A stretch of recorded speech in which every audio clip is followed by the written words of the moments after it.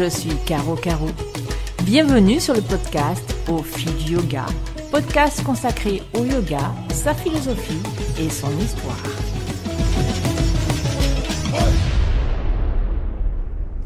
Bonjour et bienvenue dans ce tout nouvel épisode du podcast Au fil du yoga. Permettez-moi de vous souhaiter une très bonne année 2025, ou je devrais plutôt dire une chouette année 2025. Parce que très bonne année, c'est presque bateau. Ce que je vous souhaite, c'est beaucoup de joie, beaucoup d'étincelles dans cette année. Des étincelles au sens positif. Faites-vous plaisir, faites plaisir aux gens. Et puis, autour de vous, répandez beaucoup de douceur. Et puis, janvier 2025 marque aussi le 5e anniversaire du podcast. Que de chemins parcourus, beaucoup d'épisodes qui sont déjà parus et j'espère encore une longue vie au podcast.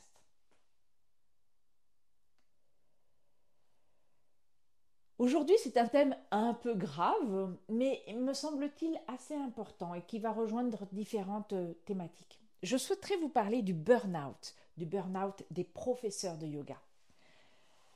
Cette thématique peut vous sembler paradoxale, parce que on imagine tous un prof de yoga, bien dans sa peau, bien dans sa tête, toujours plein d'allant, de positivité, zen, sans aucun problème. Ou bien, lorsqu'il rencontre des problèmes, toujours en capacité d'aller au-delà, de se détacher. Eh bien, en fait, dans notre époque actuelle, le professeur de yoga rencontre cet épuisement. Un épuisement moral et un épuisement qui peut être également physique. C'est la définition du terme burn-out. Burn-out, ça veut dire brûler. Mais on brûle d'abord de l'intérieur. On ne voit pas forcément au départ et on n'arrive pas à caractériser les symptômes parce que tout se passe à l'intérieur. Progressivement, on perd sa motivation, on se décourage, parce qu'on n'est pas encouragé. On fatigue, on dort mal, on devient irritable, on peut prendre du poids ou en perdre. On peut avoir aussi des trous de mémoire, se trouver apathique, avoir des difficultés à communiquer.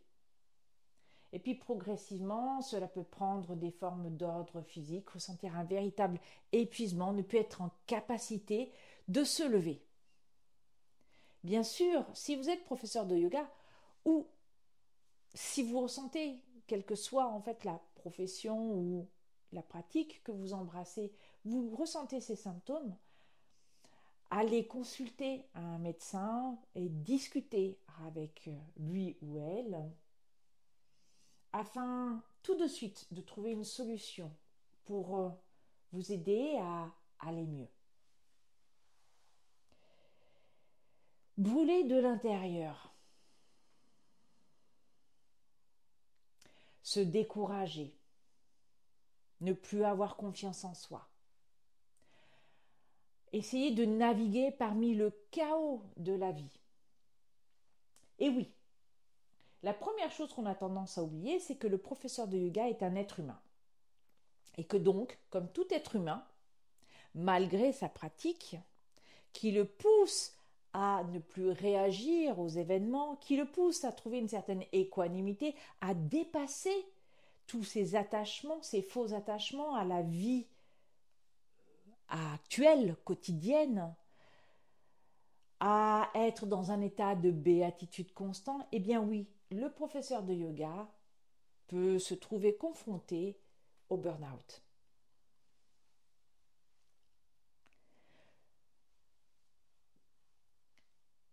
Il y a d'abord une explication pour tous ces jeunes ou moins jeunes professeurs qui sont devenus professeurs à temps plein, dont c'est le métier, dont c'est la profession. Être professeur de yoga et mener de front à la fois le fait de porter sa micro-entreprise, d'être entrepreneur et de donner des cours de cumuler une activité purement administrative, de comptabilité, de marketing, de faire de la publicité, de créer systématiquement de nouveaux événements afin de remplir un emploi du temps, de louer des salles, ou bien d'aller voir des studios pour être embauché à l'année, par exemple, ou pour faire des remplacements, courir d'un endroit à un autre, de changer peut-être de style, de cumuler plus de 3 cours par jour pendant toute une semaine. C'est fatigant. C'est fatigant à la fois physiquement, vous imaginez bien que changer tout le temps d'endroit, de ne jamais rien oublier, d'arriver frais et disponible pour les élèves, c'est fatigant. Se prendre la tête, et excusez-moi le terme, pour se dire « Ah, j'ai pas gagné suffisamment d'argent, je ne vais pas pouvoir en tirer un salaire me permettant de vivre correctement », c'est angoissant. Bien souvent, on voit, et surtout dans l'époque actuelle, je vais dire, cette époque qui a commencé un tout petit peu avant le Covid, où les formations de yoga ont explosé, offrant à une frange de la population, plutôt jeune d'ailleurs, la possibilité de se former dans quelque chose qui est une passion, pour vivre de cette passion. Et beaucoup de personnes ont quitté leur métier pour beaucoup d'explications, pour beaucoup de raisons, pour s'adonner à cette chose qui à l'époque ne les consumait pas, mais qui était déjà un feu intérieur. Mais plutôt cette fois-ci le feu dans le bon sens du terme, qui était le carburant, cette passion qui nourrit. Il y a une différence entre d'abord pratiquer pour soi, aller dans un cours de yoga, et puis enseigner. Enseigner tous les jours, c'est différent d'enseigner une fois de temps en temps. Enseigner tous les jours en espérant conserver ses élèves.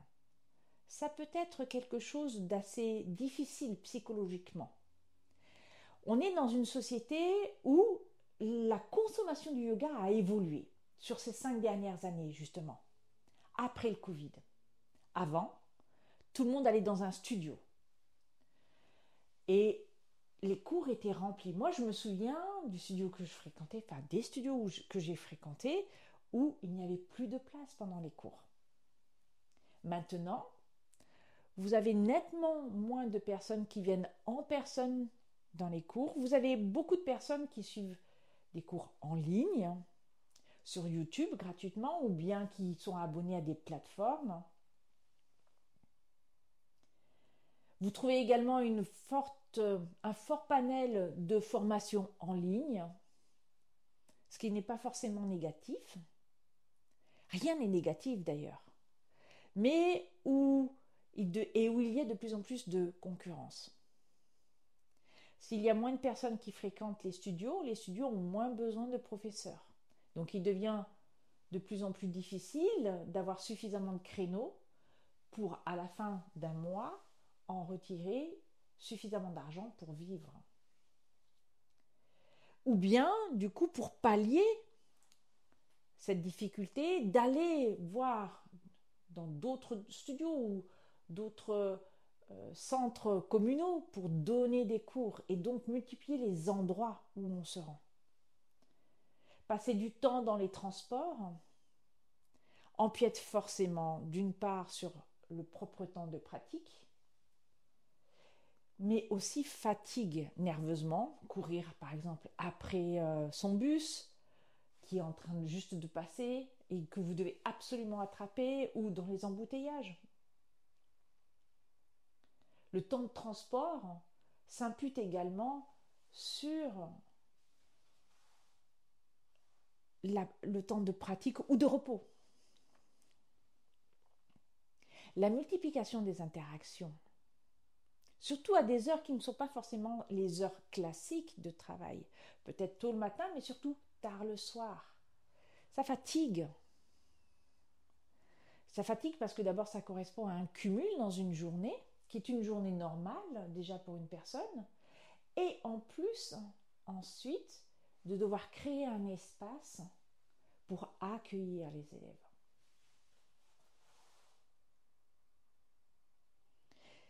C'est vrai que si l'avènement d'Internet, enfin du yoga sur Internet a des effets positifs, il a aussi beaucoup d'effets négatifs. Parce que comment se démarquer de tous les autres professeurs qui proposent des cours sur Internet, hein, pour avoir suffisamment d'audience, pour avoir suffisamment d'élèves.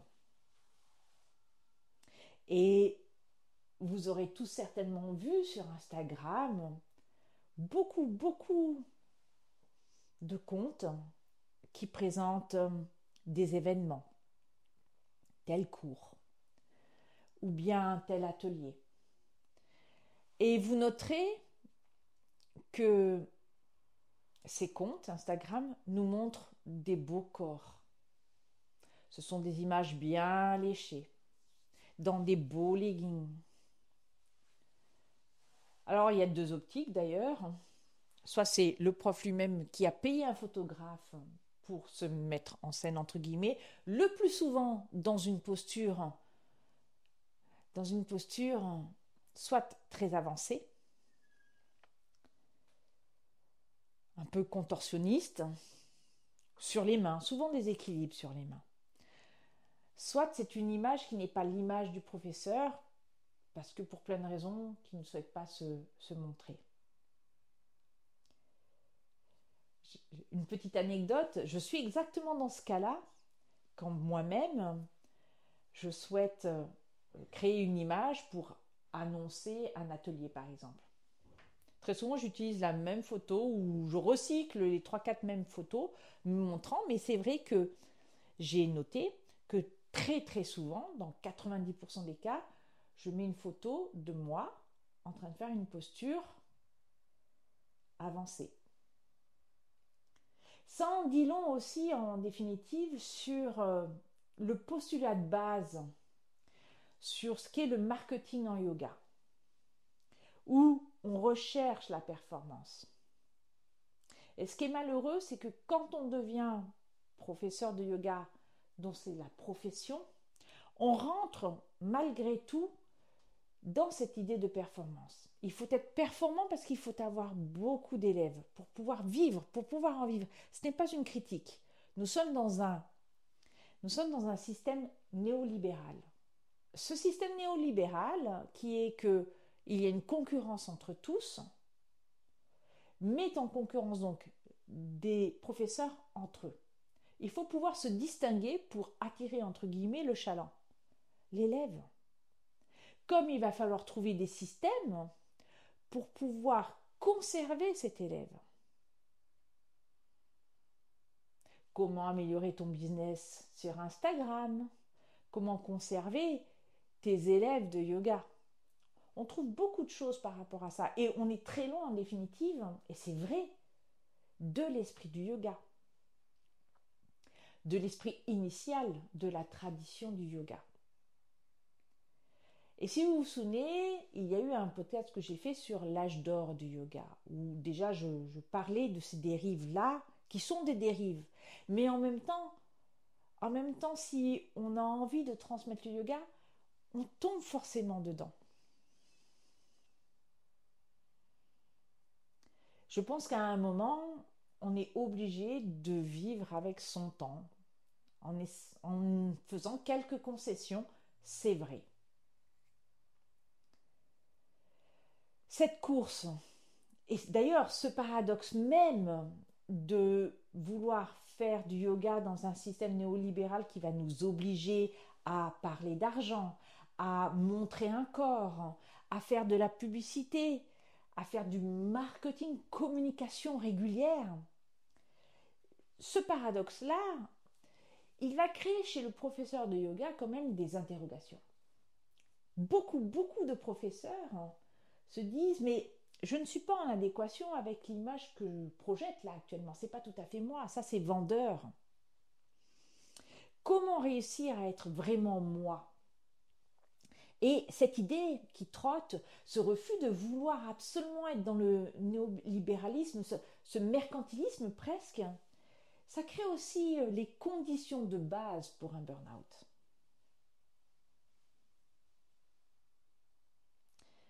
Mais je crois surtout que, au-delà de la fatigue physique, parce que vous avez beaucoup d'élèves, en fait, parce que on est fatigué quand on donne un cours pour différentes raisons. D'abord parce qu'on a notre propre vie. Un prof de yoga a sa vie propre, qui est de se lever. On n'a pas forcément bien dormi la veille.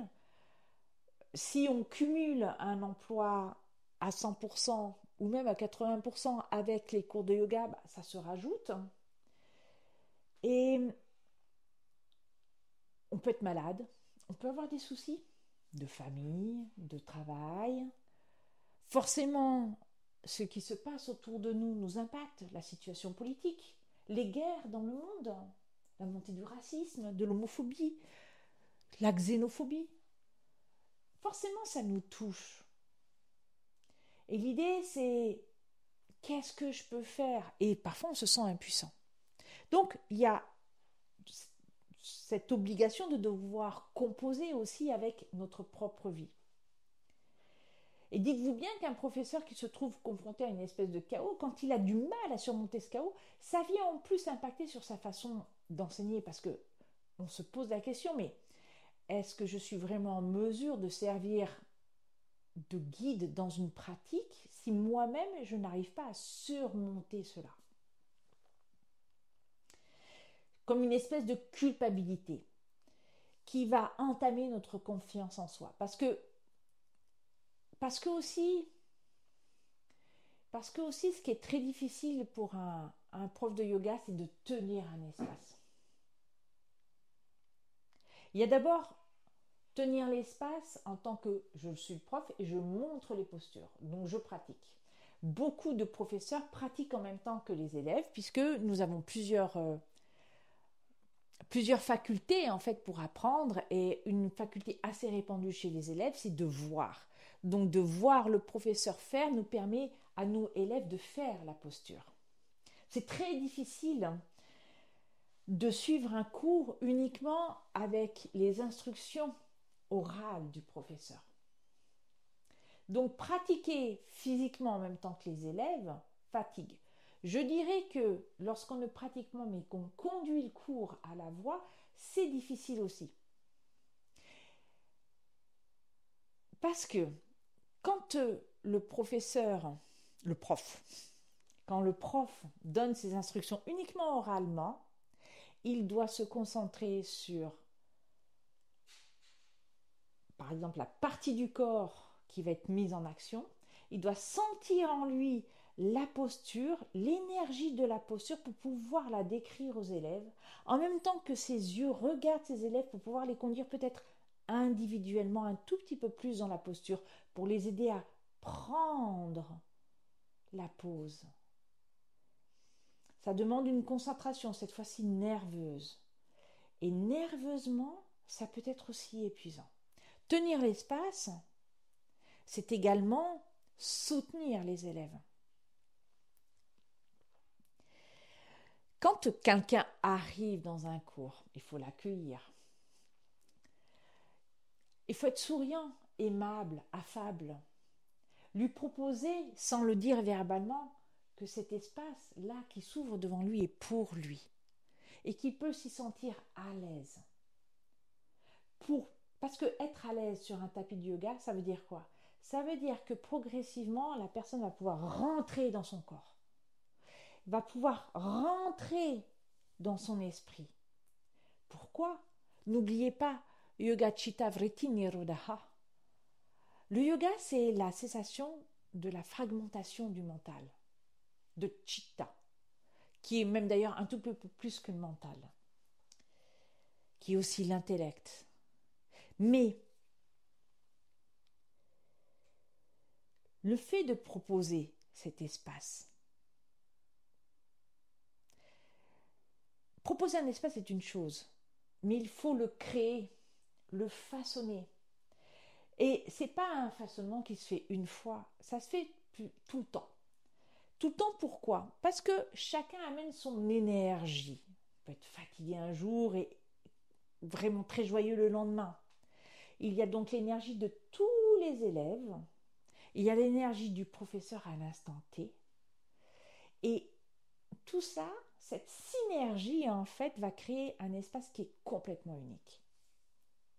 Et il est donc très important de savoir que c'est le professeur qui, par son regard, par la façon de parler, l'intonation, les mots choisis, par la façon de se mouvoir dans l'espace, d'être près des élèves, de tourner son attention sur les élèves. Ça peut être fatigant.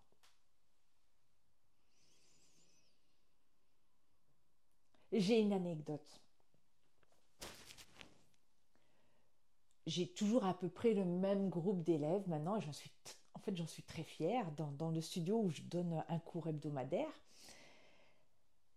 Et quand je commence le cours, souvent je dis à mes élèves, vous avez de la chance, je suis fatiguée aujourd'hui. Parce que j'arrive du travail, j'ai couru pour être à l'heure, je me suis changée pour que tout soit pris quand les élèves entrent dans le studio. Et peut-être que, parce que c'est un cours qui est le lundi entre midi et 2, peut-être que mon week-end a été très chargé, que j'ai mal dormi ou que j'ai eu un souci au bureau. Et que là, tout de suite, il faut être prêt. Et parfois, j'ai pas encore laissé l'énergie des jours précédents, des heures précédentes à l'extérieur. Et je peux être donc fatiguée. Et je l'annonce comme ça à mes élèves et j'aime bien parce que mes élèves me connaissent. Et ils me disent, non mais Caro, ça c'est pas possible. On te connaît. Et ça me fait très plaisir parce que ça me fait du bien. Ça me fait du bien parce que dans cette phrase, il y a énormément de confiance et d'amitié. Et cette énergie-là, elle vient me nourrir. Et effectivement, au bout d'une dizaine de minutes, quand on est rentré dans la pratique, tout d'un coup, je leur dis, ah bah oui, vous aviez raison, je me sens en super forme. Et là, tout le monde sourit. En tout cas, les gens qui ont l'habitude de venir. Et dans cet échange aussi, dans ce nouvel espace que nous sommes en train de créer avec une énergie qui monte, très douce et en même temps tonique, ce qu'il faut pour nous soutenir justement dans la pratique purement physique, eh bien, on peut y trouver beaucoup d'inspiration. Mais ce n'est pas tout le temps le cas.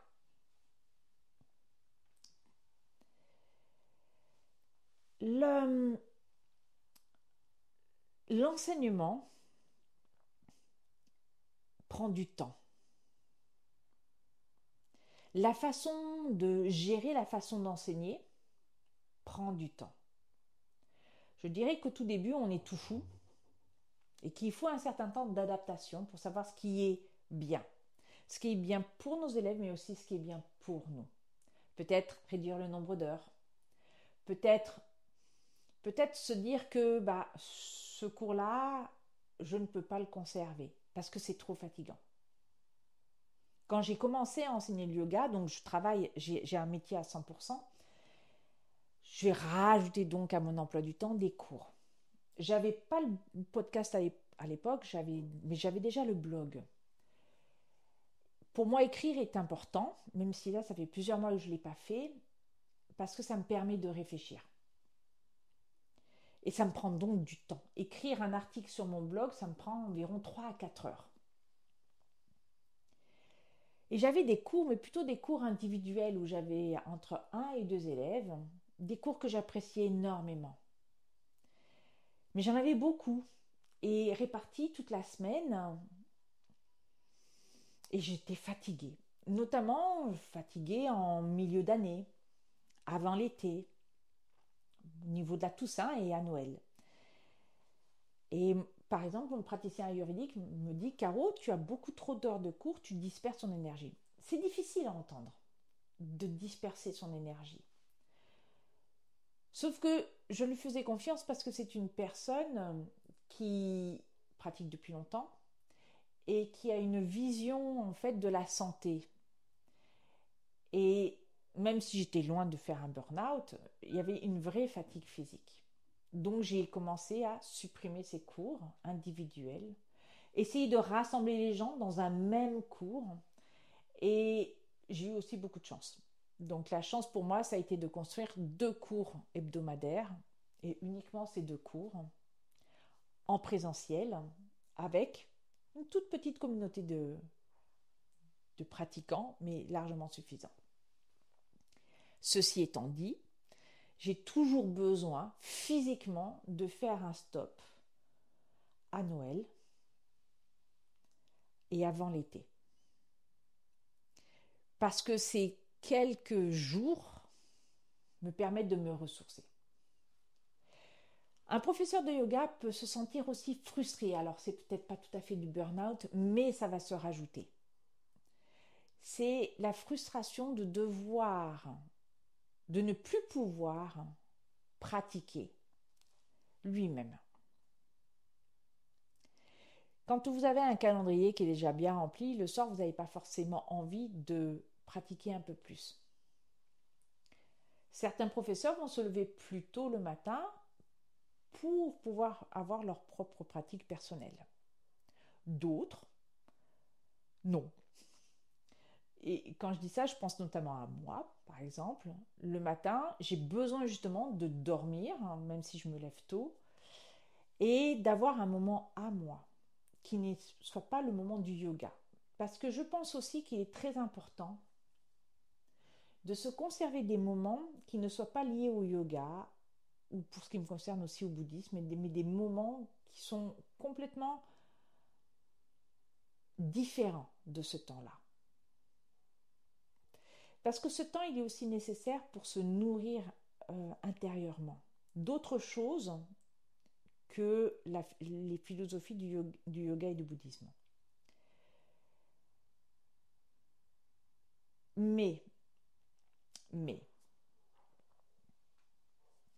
ce qu'il faut savoir, c'est qu'on peut trouver des parades au fait de ne pas avoir du temps pour pratiquer.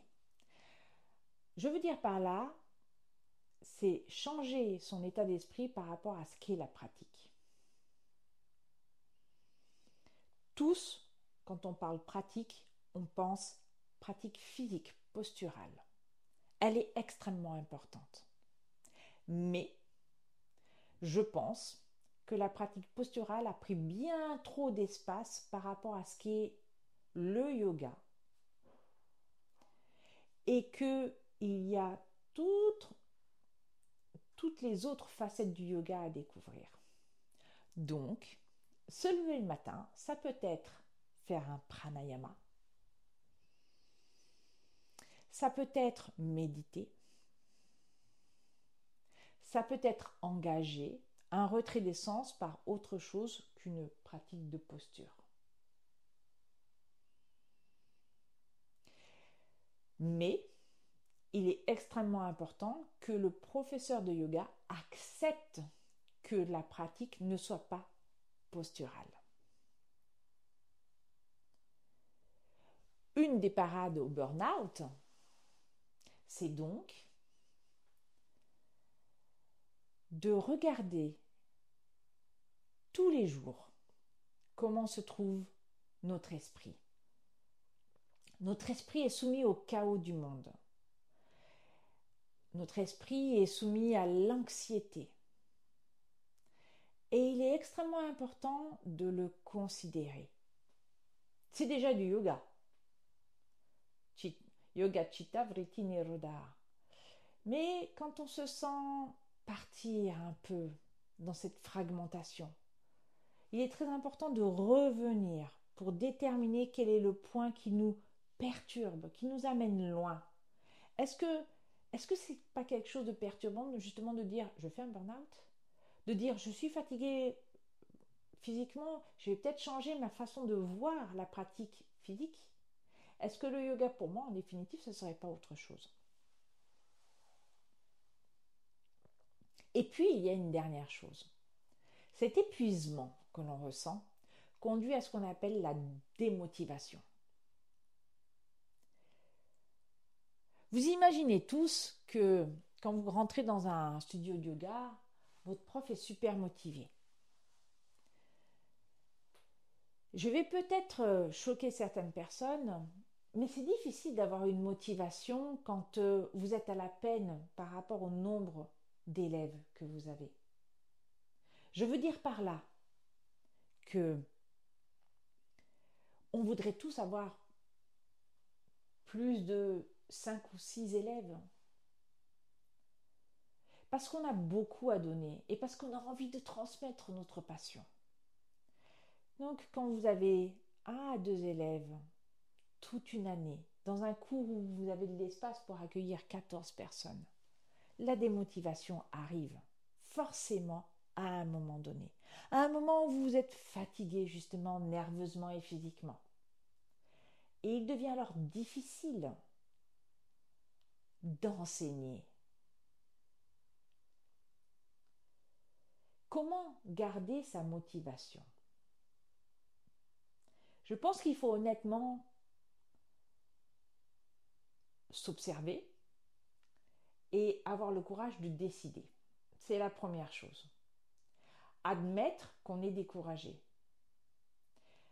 Admettre qu'on est découragé, c'est faire preuve de faiblesse dans la société dans laquelle nous sommes. C'est pas simple de se dire ah non, j'y arrive plus là. Parce qu'on est tous des warriors, des guerriers. Combien de fois vous voyez sur les réseaux sociaux, allez, on se transforme en guerrière, on va catapulter, on va se reprendre en forme. Franchement, c'est démotivant. Pour d'autres raisons, j'observe beaucoup Instagram et par exemple, je vois tout ce qui concerne les femmes de mon âge, donc de plus de 50 ans, où on leur dit, pour perdre du poids, il va falloir que vous regardiez tout ce cortisol que vous avez en vous, donc c'est l'hormone du stress. Enfin, c'est issu de l'hormone du stress, c'est une inflammation, que donc il faut pouvoir dormir, et puis vous allez arrêter de manger ci, allez arrêter de manger du sucre, vous allez faire du sport, mais pas trop, venez, suivez ce que j'ai et je vais vous montrer ce qu'il faut faire. Et ça marche. C'est très culpabilisant. C'est très culpabilisant parce que quand vous essayez que vous avez toujours le problème, vous vous dites mais je suis nul, ben, c'est la même chose pour un professeur de yoga. Admettre une faiblesse, c'est difficile. Ça donc c'est la première chose. Ça suppose donc en fait qu'il est possible de voir cela quand on médite par exemple, quand on réfléchit aussi. Méditer, il y a 2 choses dans la méditation. Il y a ce qu'on appelle la méditation analytique. C'est celle où on réfléchit en fait. On réfléchit, notre esprit produit des idées. Ça n'a rien de négatif. Méditer, ça ne veut pas dire j'arrête de penser. Les pensées sont toujours là, mais elles passent en arrière-plan. Et la deuxième, c'est la méditation contemplative. C'est celle justement où, hop, tout est envoyé au deuxième plan. Cette méditation contemplative, elle vous permet de créer des espaces où il n'y a rien, de tranquillité, de silence, de lumière. Et c'est avec cette méditation contemplative que après, là, par exemple, la méditation analytique, vous êtes en mesure de déterminer comment vous allez, qu'est-ce qui ne va pas et qu'est-ce que vous pouvez faire. On a parlé de comment vous allez et de ce qui ne va pas. Qu'est-ce qu'on peut faire? Pour garder sa motivation, pratiquer. Donc peut-être arrêter certains cours. Peut-être s'engager dans une formation continue. La formation continue est extrêmement importante. D'abord parce qu'on se nourrit soi-même. On améliore aussi sa façon d'enseigner. On va peut-être même y trouver sa voie, la vraie façon d'enseigner. Explorer qui l'on est. Aller un tout petit peu plus loin. Sa voie VOIE et sa voie VOIX. Parce que la façon dont on va évoluer dans la formation continue va peut-être nous permettre de gagner un peu plus d'énergie, une aisance supplémentaire qui va moins nous fatiguer. Et puis aussi celle de manier l'énergie qu'il y a autour de nous pour pas absorber ce qu'on va appeler les énergies négatives.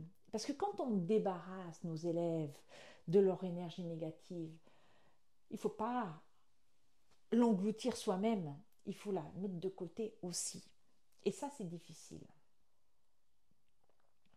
Je ne dirais pas que ça s'apprend, il y a beaucoup de gens qui vont vous dire, oui, vous pouvez faire des rituels chamaniques avec un tambour, ça va faire partir l'énergie, ou bien se frotter, se brosser pour faire partir cette énergie qui est en vous. Il y a plusieurs techniques, effectivement. Si vous êtes quelqu'un qui avait besoin presque de vous visualiser en train de d'épousseter l'énergie qui est peut-être dans le bras et que vous chassez cette énergie de cette façon-là, pourquoi pas? Pourquoi pas? Vous pouvez aussi le faire en réfléchissant, en respirant profondément, en créant de la quiétude en vous avec la respiration. Il faut bien avoir une chose en tête, c'est que pour cela, vous devez avoir du temps. Donnez-vous le temps. Ce n'est pas en un claquement de doigts que vous allez résoudre tout cela. Ce que vous dites à vos élèves, appliquez-le vous à vous. La démotivation aussi, elle vient parce qu'on est tout seul. C'est aussi un des facteurs du burn-out, la solitude. Ce qui est très important, c'est de construire une communauté. Il y a la communauté avec ses élèves et il y a la communauté avec ses professeurs, par exemple, ou avec d'autres professeurs de yoga qui vont vous soutenir. J'aime beaucoup, je pense à 2 comptes sur Instagram que j'aime beaucoup, de 2 professeurs indiens qui expliquent ce qu'est le yoga en Inde et qui parlent de la philosophie du yoga en utilisant beaucoup les Yoga Sutras de Patanjali et la Bhagavad Gita, qui sont donc les 2 textes importants du yoga. Pas les uniques, mais 2 textes importants, et importants en Inde aussi. Et j'aime beaucoup parce que ce sont des professeurs qui partagent avec d'autres professeurs et qui demandent comment vous vous sentez. Et ce simple échange, en fait, permet de soutenir aussi, de trouver un petit peu de motivation parce que dans cette motivation, il y a aussi l'idée de « Ah, je compte pour quelqu'un ». J'ai ma communauté de profs de yoga et j'ai ma communauté avec mon prof de yoga. C'est-à-dire que c'est ce que j'appelle ma famille de yoga. J'ai besoin parfois de me sentir entourée, boostée, en fait, de lâcher toutes les obligations que je me mets sur moi-même et que quelqu'un les porte à ma place le temps d'un instant. Je demande conseil aussi. Est-ce que j'ai bien fait là? Qu'est-ce que je peux faire pour améliorer ceci? Souvent, ce sont des pistes de réflexion. Quelles sont mes aversions, mes obsessions? Ça peut aider aussi à déterminer les racines du burn-out. Quelles sont mes obsessions? Je veux être le prof parfait. Quelle est mon aversion? Je n'aime pas montrer mon corps. Donc, l'idée, c'est aussi de réfléchir. Ça demande peut-être pour certains d'écrire. D'écrire, je suis démotivée pour quelle raison? Et puis, c'est de chercher à être entouré. À être entouré par sa famille, bien entendu. À être entouré par ses élèves. Échanger avec les élèves. Quand j'ai commencé à enseigner, les élèves ne parlaient pas beaucoup. Ils ne disaient pas si le cours leur avait plu ou pas. Quand on est jeune professeur, surtout quand on commence à enseigner, on a envie que les élèves nous disent c'est bien, c'était pas. Plutôt c'est bien d'ailleurs que c'était pas bien. On en a besoin pour construire sa propre confiance. Vous dire que un prof de yoga ne devrait pas faire ça, c'est vrai puisqu'on est censé s'en détacher. Mais au début, on en a besoin. J'apprécie particulièrement les moments d'échange avec mes élèves après le cours. Non pas pour qu'ils me disent qu'ils ont aimé ou pas, bien sûr que ça me fait toujours très plaisir, mais je le vois maintenant sur leur visage. Mais de discuter, de leur parler du yoga, après de la philosophie du yoga, de leur ouvrir un champ qui peut-être ils n'en déterminent pas l'importance. Et cet échange permet de retrouver une motivation, de nourrir une motivation. Et puis bien entendu, discuter avec d'autres personnes en dehors du monde du yoga.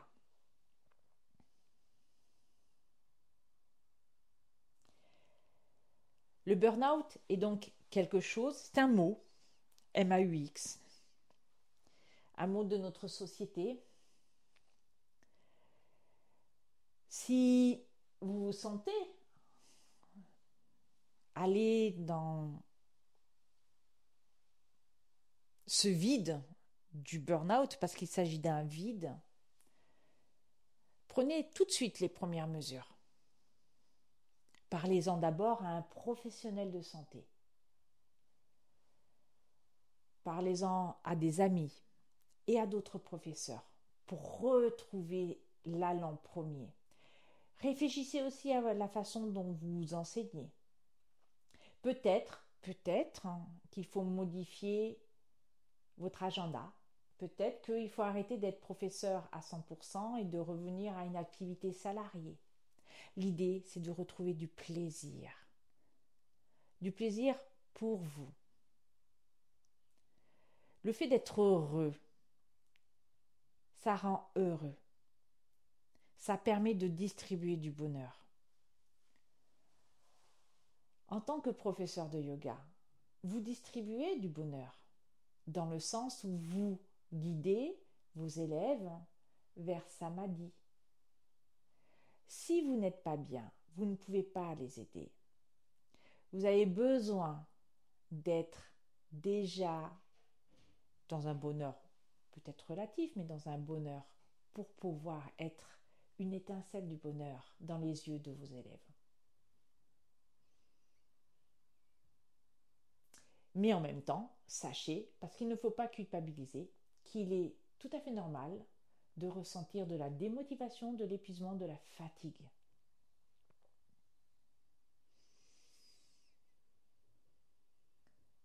Et bien voilà, je vous remercie de m'avoir écouté. J'espère que ça vous a donné des pistes, que vous soyez professeur de yoga ou pas d'ailleurs. N'hésitez pas à partager le podcast autour de vous, à mettre un petit pouce sur YouTube ou bien un gros cœur sur Instagram ou une étoile sur votre plateforme d'écoute pour booster encore un tout petit peu plus le podcast. Merci encore et je vous souhaite une très bonne journée.